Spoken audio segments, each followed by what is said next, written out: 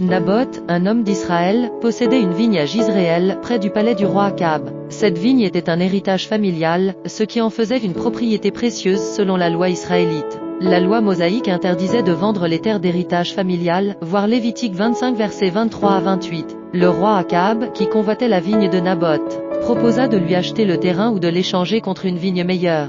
Mais elle irrita Akab. Le roi rentra chez lui déprimé, s'allongea sur son lit, refusa de manger et se lamenta. Jézabel, épouse du roi Akab, remarqua son comportement et lui demanda ce qui n'allait pas. Akab lui est expliqué, Jézabel méprisait la loi de Dieu et utilisa son pouvoir pour obtenir ce que son mari désirait. Elle écrivit des lettres au nom du roi, scellées avec son sceau royal, et les envoya aux anciens et aux notables de la ville de Naboth. Elle ordonna de faire asseoir Naboth au premier rang, de trouver 2 faux témoins pour elle. Les anciens de la ville suivirent les instructions de Jézabel, et 2 hommes corrompus témoignèrent contre Naboth. Il avait maudit Dieu et le roi. Naboth fut condamné à mort et lapidé hors de la ville. Après la mort de Naboth, Jézabel annonça à Akab que la vigne était désormais à lui. Akab s'empressa de descendre à la vigne pour en prendre possession. L'Éternel envoya le prophète Élie à la rencontre d'Akab dans la vigne de Naboth. Élie prononça un jugement divin sévère, Akab et toute sa maison seraient détruits. Les chiens lécheraient le sang d'Akab au même endroit où Naboth avait été tué. Jézabel serait dévorée par les chiens près des murs de Jizréel. Frappé par les paroles du prophète, s'humilia en déchirant ses vêtements, en jeûnant et en se couchant sur un sac en signe de repentance.